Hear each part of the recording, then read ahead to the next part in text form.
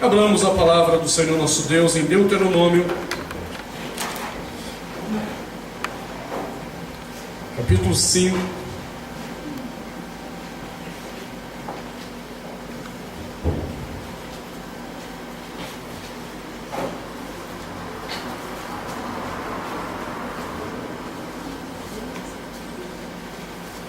Deuteronômio, capítulo 5.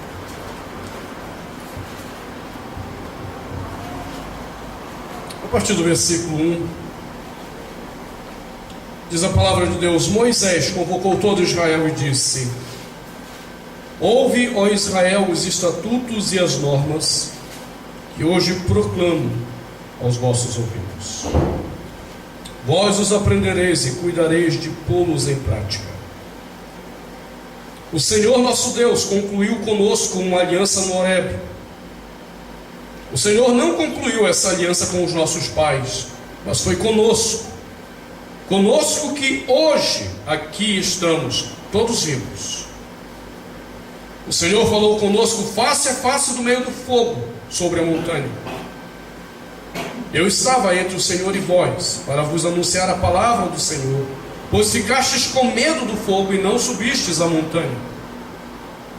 Então disse o Senhor: Eu sou o Senhor teu Deus, aquele que te fez sair da terra do Egito, da casa de escravidão. Não terás outros deuses diante de mim. Não farás para ti imagem esculpida de nada que se assemelhe ao que existe lá em cima no céu, ou cá embaixo na terra, ou nas águas que estão debaixo da terra. Não te prostrarás diante desses deuses, nem os servirás. Porque eu, o Senhor teu Deus, sou Deus ciumento, que puno a iniquidade dos pais sobre os filhos, até a terceira e quarta geração dos que me odeiam, mas que também ajo com amor até a 1000ª geração para com aqueles que me amam e guardam os meus mandamentos. Palavra do Senhor. Demos graças a Deus. Oremos ao Senhor mais uma vez. Amado Deus, obrigado por estarmos reunidos nessa noite para te cultuar e adorar. Pedimos, ó Pai, que agora a tua palavra encontre os nossos corações, que o Senhor mesmo fale conosco, que o Senhor nos edifique em ti mesmo mediante a tua palavra. Sê conosco, Pai, nesta hora em que recebemos tua palavra, em nome de Jesus, para a glória do Senhor Jesus. Amém.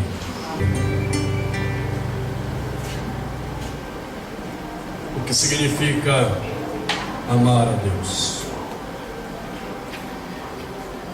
Como isso se manifesta de uma forma prática na nossa vida? Nós temos examinado isso, temos procurado compreender isso por uma questão simples e básica. Nós não amamos a Deus por natureza. Nós amamos um falso Deus que nós produzimos no nosso coração. Nós amamos um falso Deus que simplesmente existe para atender aos nossos interesses egoístas, mesquinhos e pecaminosos. Esse Deus nós amamos. Como nós não conhecemos o verdadeiro Deus, milhares de pessoas se apresentam dominicalmente diante de um suposto Deus para cultuá-lo, mas apenas fazem exatamente aquilo que seus corações querem que eles façam.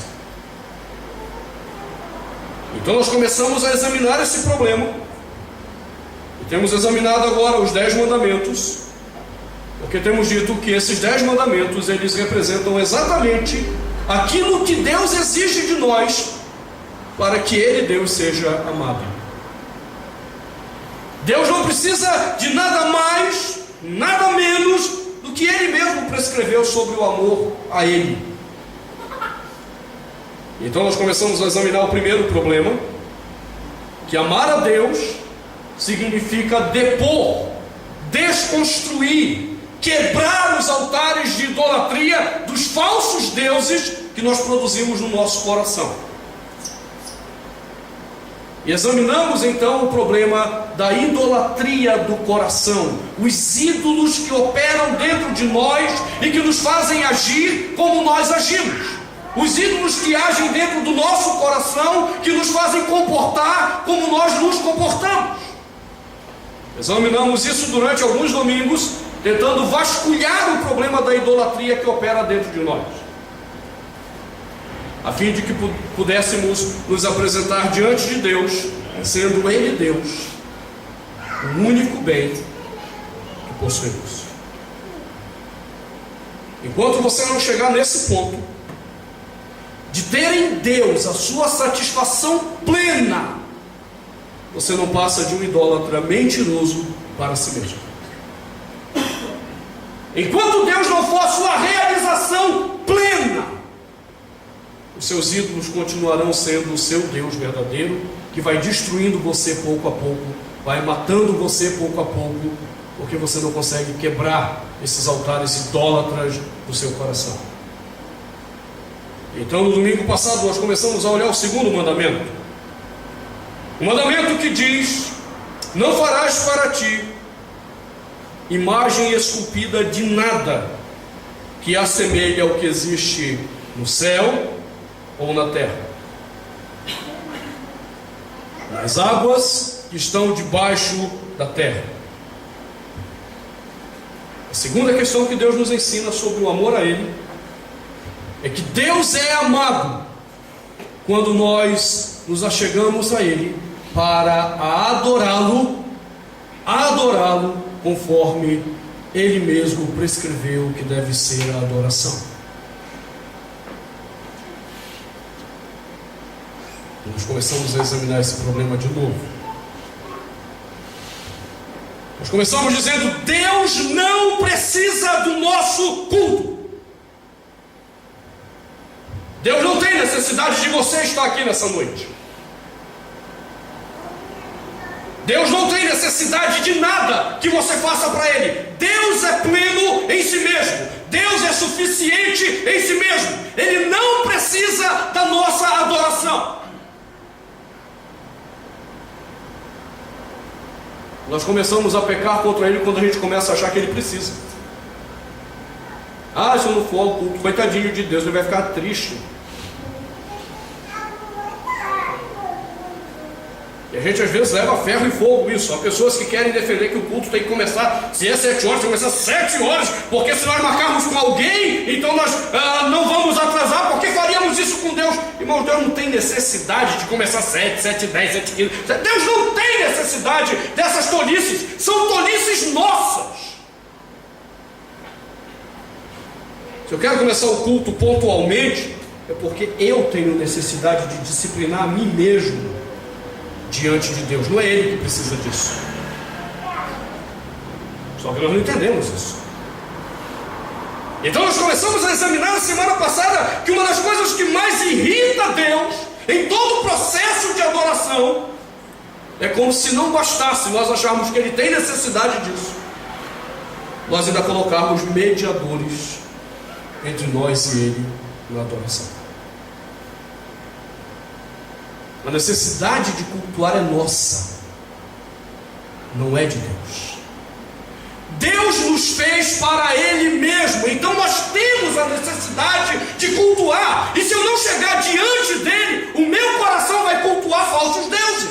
Se eu não vier a Ele dominicalmente, pelo menos para adorá-lo, eu vou adorar falsos deuses. E aí eu começo a colocar mediadores. Pessoas que eu acho, ou imagens que eu acho que vão me representar, ou vão representar Deus para mim. E esse é o primeiro problema da expressão: não farás para ti imagem. Então nós examinamos o problema da idolatria na Igreja Católica, e examinamos o problema da idolatria dos nossos corações de novo. Porque nós ficamos criando pseudos mediadores na nossa relação com Deus. Nós perdemos a noção adoração de um Deus espiritual presente na adoração. Mas hoje eu quero examinar uma segunda questão nessa ideia do não fazer imagem diante de Deus. Deus exige que a adoração diante dele seja uma adoração baseada na simplicidade.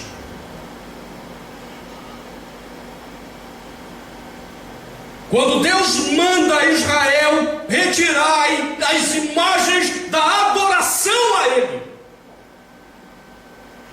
Deus está ensinando a Israel simplicidade de adoração. Qual era o costume dos povos antigos com os quais Israel conviveu? Nós temos que oferecer o melhor para o nosso Deus. Nós temos que oferecer a melhor madeira, o melhor ouro, a melhor prata. E eles começavam a levantar imagens para enfeitar os seus templos.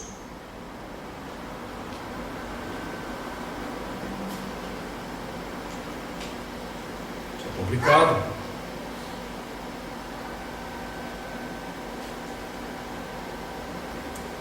Você lembra o que foi que Deus instituiu como sendo a base da adoração no Antigo Testamento?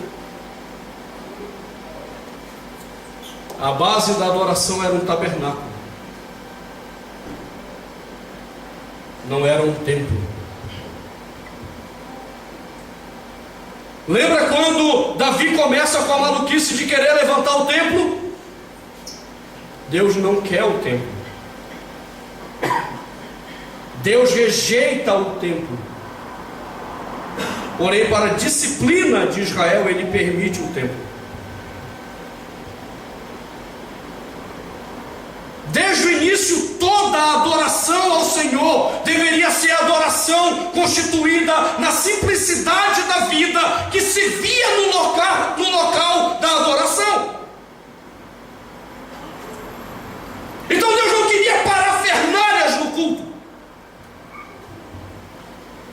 Deus não queria nenhuma imagem no local de adoração.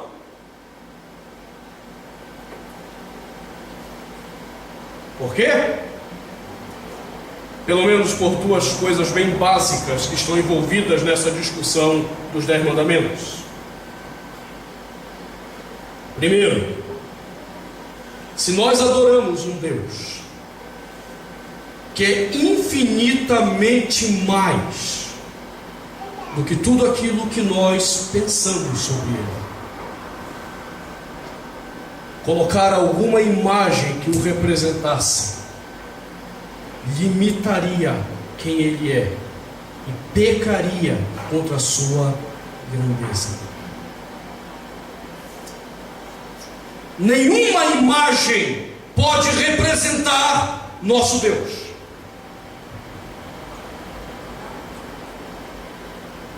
E as pessoas esqueceram disso. Elas estão querendo representar Deus e elas não percebem que estão representando falsos deuses nas várias formas como elas se apresentam na adoração. Deus não pode ser limitado a nada. E Ele mesmo não permite que façamos isso, para que nós tenhamos sempre presente de nós a sua grandeza. Deus não é Deus de um grupo específico que pode ser pendurado numa paredezinha com uma imagenzinha. Ele está acima de toda essa nossa dimensão.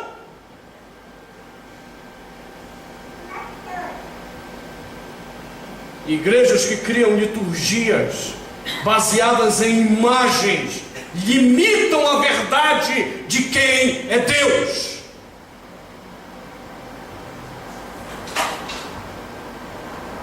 Segundo problema, Paulo diz em Romanos que nós começamos então a adorar a criatura.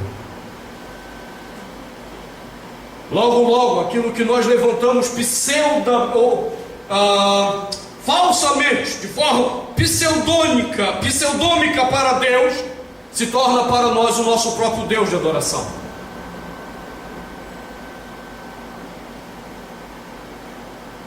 Lembra quando Israel levantou o templo?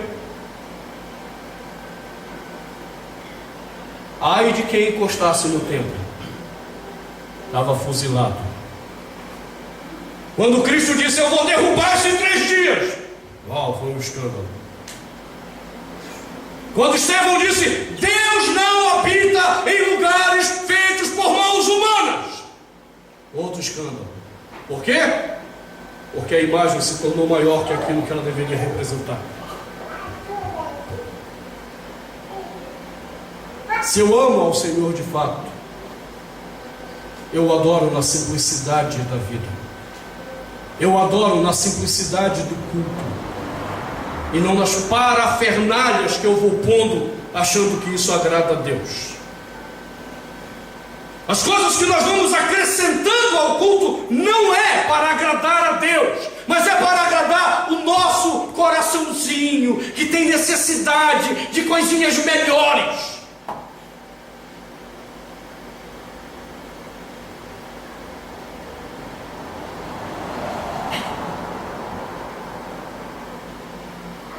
Alguns exemplos.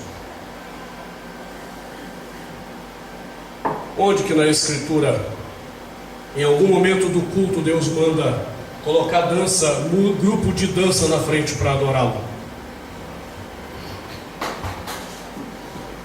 Onde que tem? Onde que na Escritura existe essa tão famigerada dança litúrgica? Me mostra. Aí os incultos, leigos em Escritura vêm: mas Miriam dançou, Davi dançou. Isso é de uma ignorância, irmãos, que não tem tamanho. É de uma insensatez bíblica sem tamanho. Miriam estava dançando no tabernáculo, na hora do culto. Davi estava dançando no templo, na hora do culto. É óbvio que não. Uma coisa é você festejar o Senhor por algo que Ele te dá de bom. Outra coisa é você vir adorá-lo. Na hora que você entra para adorá-lo, não é como você quer adorá-lo, é como Ele disse que será amado na adoração.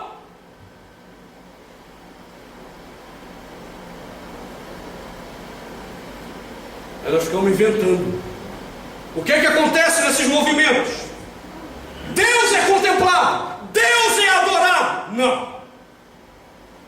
No dia do juízo, o que eu estou dizendo agora se revelará no coração de cada um desses pseudos levitas, pseudos adoradores, do que eu estou dizendo nesse momento. O que se vai revelar é apenas a podridão do seu coração, que enquanto dançavam, apenas satisfaziam aos desejos dos seus corações.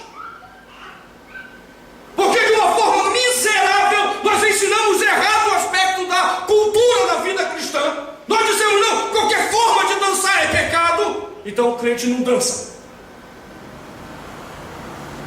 Aí ele traz a dança para dentro da igreja,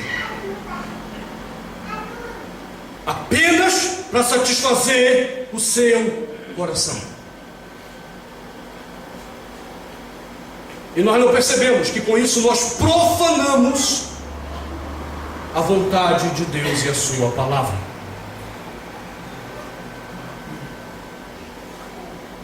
A ideia que eu tenho às vezes é como um caso que um pastor dos Estados Unidos estava me contando. Eles têm o hábito de acolher pessoas. Uma vez uma família ficou morando com eles 6 meses. E tinha um filhinho terrível. E ele suportando a falta de educação do moleque e a falta de autoridade dos pais. Aí aconteceu uma situação um dia,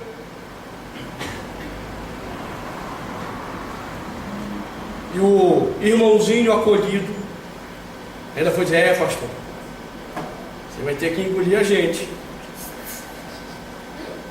Você entende a ousadia? Eu estou te dando a casa para morar. Eu tenho engolido já algumas coisas que eu não tolero. E você vem com ousadia dizer para mim que eu vou ter que engolir vocês. Aí o pastor botou a pessoa no devido lugar. É a mesma coisa que eu fico imaginando o culto que Deus tem visto por aí. A gente vai lá, põe o que quer, põe as imagens que quer, esquece da simplicidade. E a gente já chega para Deus e diz: agora você vai ter que tolerar a gente, vai ter que engolir a gente. Não, Deus não tolera, não aceita e nem engole aqueles que vão ao culto para adorá-lo apenas para manifestar o que os seus corações querem. Deus não os recebe, Deus não se agrada deles, e talvez Deus não se agrade de você.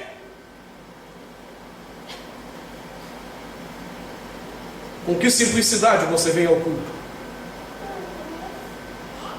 Com que simplicidade de coração você se coloca diante de Deus? Às vezes eu tenho que ouvir tolices, no tipo: ah, pastor, a igreja podia ser um pouquinho mais animada. Ah, aí podia bater umas palmas, né, pastor?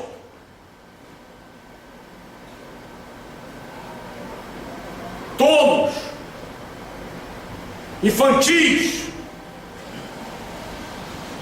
Você não vem à igreja para satisfazer você. Você vem à igreja para cultuar um Deus vivo que disse como quer ser adorado. E se você não quer adorá-lo, continue com seus falsos deuses. O único problema é: falsos deuses te levam ao inferno. O Deus verdadeiro te salva de toda condenação. Escolha. Por que você vem adorar? Para satisfazer você? Para satisfazer seu coração? Para santificar a desgraça que o mundo nos oferece?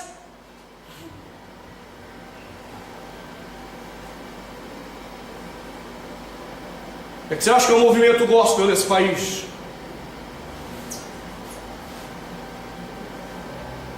Passa de um movimento totalmente maligno, que tirou a simplicidade da adoração para uma parafernália de som que nada tem a ver com o Senhor, que criou celebridades, mas não apontou para Deus, que criou altos cachês, enquanto muitas pessoas continuam na miséria, sem uma ação concreta social da igreja.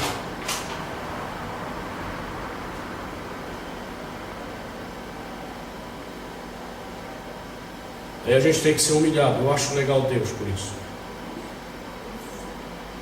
Porque uma das coisas que Deus mais faz é nos humilhar. Isso é fantástico.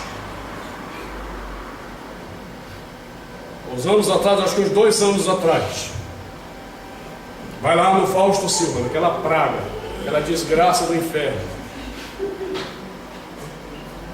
Vai lá, Padre Fábio de Mello e Ludmila Feber.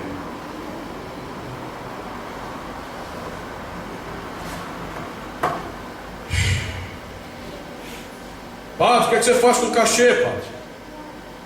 Pô, a gente paga muito bem cada músico e depois a gente investe isso em obras sociais.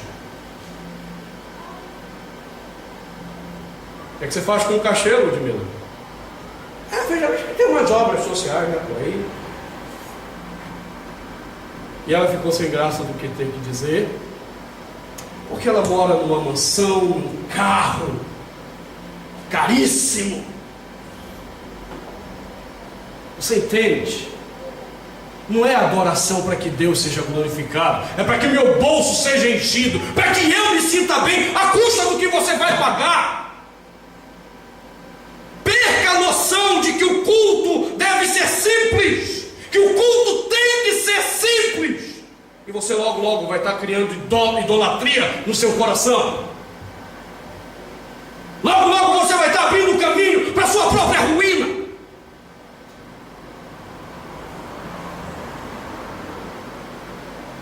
me inquieta, me perturba, quando eu percebo que de repente possamos perder essa noção. Você lembra como é que eram os bancos de igreja antigamente? Madeira, com uma partezinha da frente para você poder ajoelhar e orar ao Senhor. Era com simplicidade. Hoje, as igrejas brigam para colocar o melhor assento, o mais estofado, que é para as pessoas se sentirem bem.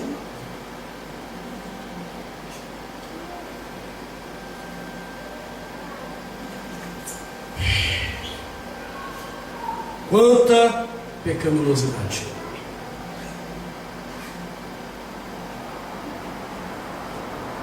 Nós esquecemos por que viemos aqui. Eu não vim adorar o Senhor para me sentir confortável. Eu vim adorar o Senhor porque Ele é a razão do meu ser, da minha existência, do meu viver. Eu estou pouco me lixando se vai ser num banco que quebra e eu caio no chão, se vai ser num banco que tem almofada ou não tem almofada, porque o que é essencial é o Senhor para mim na adoração. E eu vou encontrá-lo na simplicidade da adoração. Tem violão? Tem. Não tem? Canta sem, não tem problema. Para Deus não vai fazer diferença. Às vezes eu tenho que ouvir essas besteiras também. E a pessoa tem um violão lá na sua igreja? Amém. Podia ser 100. Você acha que Deus fica mais feliz ou menos feliz se tiver um violão, bateria, guitarra, não sei o que, contrabaixo, piano? Não! Cara, para Deus é tudo a mesma coisa. Deus não está olhando para essa parafernália que se põe na igreja. Deus está olhando para a simplicidade do teu coração quando você se achega diante dele. A pergunta que você tem que se fazer é: quando você entra para adorar, você entra com simplicidade diante de Deus?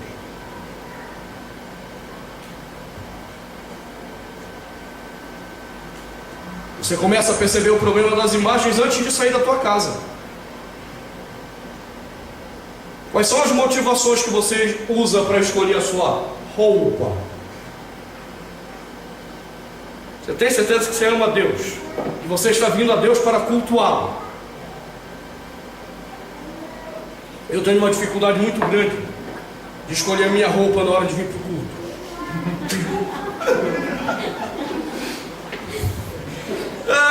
Uns meses atrás eu olhei para minha esposa, estava olhando o guarda-roupa e disse: não sei com que roupa eu vou. Não sei se é essa preta ou essa preta. Não, talvez essa preta. Você não sabe a bênção que é para mim ter apenas uma roupa para cultuar. Eu não tenho que demonstrar que eu sou um pastor fashion, na moda, descolado. Não, eu posso vir em paz para adorar a Deus na simplicidade da vida. É óbvio que eu não estou dizendo para você vir tipo Agostinho no culto, né, da grande família, lembra do Agostinho? Mas se quiser vir, venha. Se você se sente, venha. O que eu estou dizendo é que tem que ser com simplicidade. Examine seu coração nessas coisas. Quantas pessoas estão escolhendo roupa para vir ao culto? Não é porque eles vão encontrar o Senhor, é porque o que é que vão dizer da minha roupa? Simplicidade.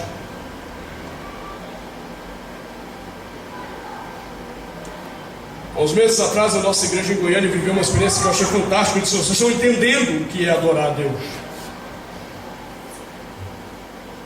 Os irmãos conhecem o Otacílio. O Otacílio tem trabalhado conosco no Cursilho também. Foi alcançado no Cursilho. Deus fez uma obra muito bonita nas dores que ele vivia lá no primeiro Cursilho. Primeiro Cursilho, segundo Cursilho? Primeiro, muito bem. E desde então tem sido um braço direito do pastor Dejaci ali em Goiânia. E aí logo no início da caminhada, ele disse assim: não, pastor, eu vou ficar responsável por lavar as roupas. Eu vou levar lá numa lavanderia e tal. E ele levou. E ele esqueceu. Quando ele chegou no domingo, desesperado, lá já tinha fechado também o horário do domingo. Ele disse assim: ai meu Deus, e agora? Estamos sem roupa. E aí ele pensou consigo mesmo, assim: bom, eu vou falar isso para o pastor Dejaci, agora eu vou saber como é a nossa igreja, qual o valor dessas coisas para ela. E ele consigo mesmo, dependendo do que ele me respondeu, eu não fico mais nessa igreja. E ele chegou para o Dejaci e disse assim: pastor, aconteceu um problema. O que foi? Eu mandei lavar a roupa e eu cheguei tarde lá, estava fechada. Nós estamos sem as roupas para a celebração do culto. O Dejaci olhou para ele e disse assim: qual o problema? Nós não adoramos a Deus porque existem essas roupas ou não. Nós o adoramos porque vamos encontrá-lo no culto. Vamos adorar. O Otacílio olhou e disse assim. Aí o Otacílio contou a pecaminosidade do coração. Olha, eu estava esperando essa sua resposta para saber se eu ficava ou não. Irmãos, isso aqui não é nada. São símbolos que nós usamos para nos lembrar de uma série de coisas que acontecem no culto. Mas isso aqui não é nada. Há pessoas que começam a achar que isso aqui é alguma coisa. Ah, não, se eu não colocar a veste litúrgica, Deus não vai prestar atenção no nosso culto. Vai. E vai prestar atenção com ira por causa desse pensamento pecaminoso. Perceba, quando diz não farás para ti imagem, a segunda questão desse mandamento é a simplicidade da adoração. Eu não tenho que ter nenhuma parafernália, eu apenas tenho que ter a consciência de que Deus está nesse lugar e que eu preciso adorá-lo, porque a necessidade da adoração é minha. Eu tenho necessidade de adorar o Senhor. Os cristãos primitivos, coitados, não podiam nem cantar um corinho de fogo.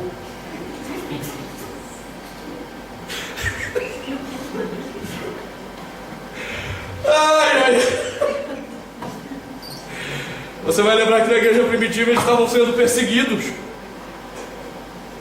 Não dava nem para reunir os irmãos. Vamos cantar aí, o meu amado vem soltando pelos montes. Não dá para cantar nada disso.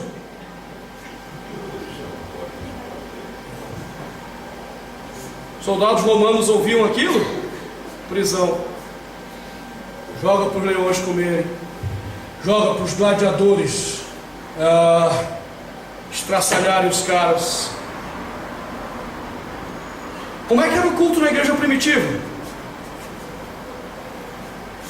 Não tinha música.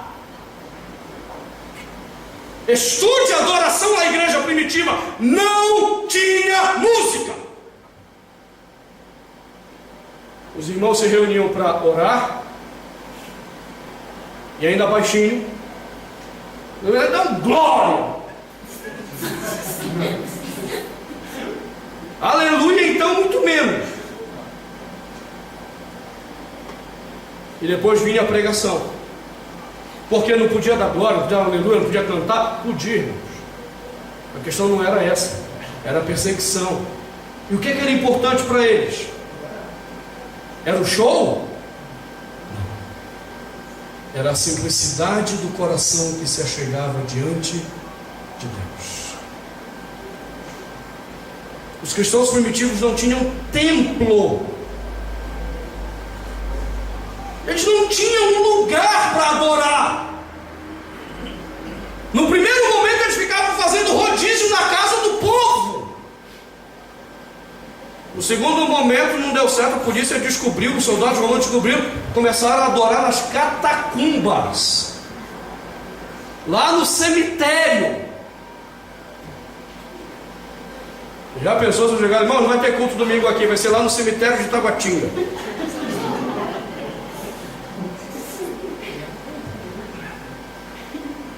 Os irmãos iam ficar escandalizados. Não era só por causa do cemitério, mas nós estamos deixando o nosso templo. Ainda bem que aqui não tem cara de templo, graças a Deus. Você está entendendo? Amar a Deus significa adorá-lo na simplicidade, sem mediadores e na simplicidade, sem homens mediando. O único que media é Cristo, Deus encarnado. Ele é o nosso mediador, Ele é a nossa cobertura espiritual. Você entende isso? Ele, Jesus, é que é minha cobertura. Eu não tenho homens idólatras profanos como minha cobertura, coisa nenhuma. Miseráveis que têm que se converter.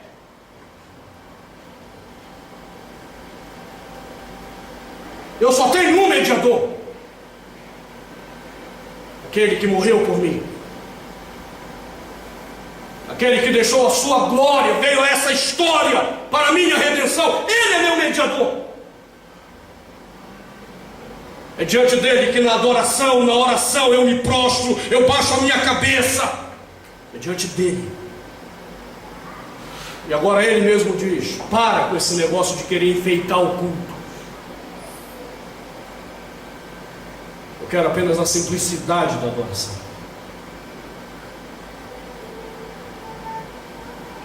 Você tem certeza que você compreende isso? A simplicidade que começa do momento que você sai da sua casa para vir adorá-lo. E a simplicidade como a própria igreja organiza um momento para encontrar-se com Deus. Simplicidade. Simplicidade. Nada mais do que isso. Quanto mais simples formos, mais Deus será exaltado e amado na nossa adoração. Porque não haverá atrativos para estarmos aqui. Sabe por que eu sou feliz com os que são membros dessa igreja? Porque, sinceramente, vocês não têm atrativo nenhum para estar aqui. Vem para um culto simples, sem show. Vai ouvir uma lapada no sermão. E os caras continuam aqui, ou é porque amam ao Senhor, ou é porque são masoquistas.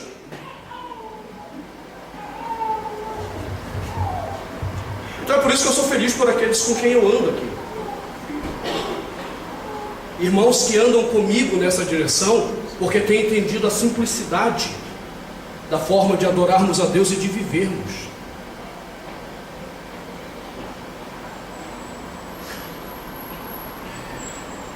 É por isso que quando eu viajo, estou falando fora em algum lugar, eu sinto falta de vocês.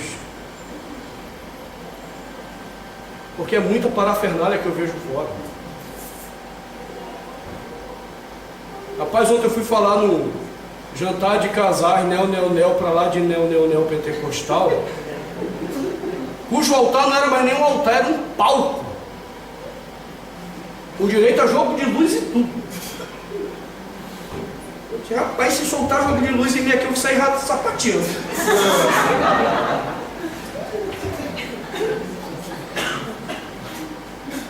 Eu sou grato a Deus pela vida daqueles que andam comigo nessa igreja, porque eu sei que nós vivemos com simplicidade o Evangelho de Cristo. E foi com simplicidade que Deus nos encontrou. Ele se fez homem, uma criança. Nasceu numa manjedoura. Viveu e conviveu com pecadores e homens pobres de todas as classes. E nos ensinou a viver diante de Deus com simplicidade. E a mesma simplicidade que Ele requer de nós, como manifestação de amor por Ele, na adoração.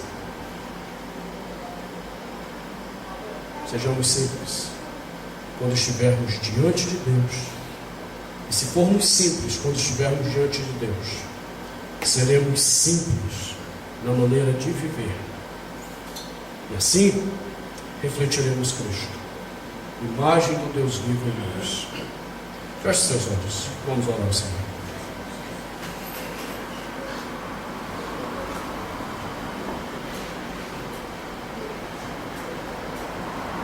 Senhor nosso Deus, recebemos a Tua palavra com gratidão,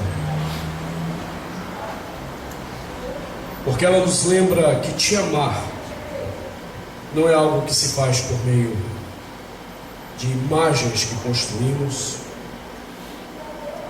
Te amar não é algo que manifestamos no suborno de algumas ações que queremos Te dar. Mas Te amar é se aproximar de Ti em adoração de uma forma simples, sabendo que estará o Senhor em nós e o Teu Filho como mediador da nossa história, da nossa relação. Nos ensina, Senhor, a sermos simples na forma de Te adorar. É óbvio que se o Senhor quiser permitir ao Teu povo dons para que Tu sejas adorado, seremos gratos por isso. Mas não faremos disso a motivação do nosso coração. Continuará sendo o Senhor a nossa motivação. Continuará sendo o Senhor a razão de estarmos aqui. Será a nossa capacidade de amarmos o Senhor por causa de Jesus, não por causa de nós mesmos, mas por causa da presença de Cristo em nós, que nos move a Ti. Será esse amor a Ti que será a motivação de Te adorar. Ajuda-nos, Senhor,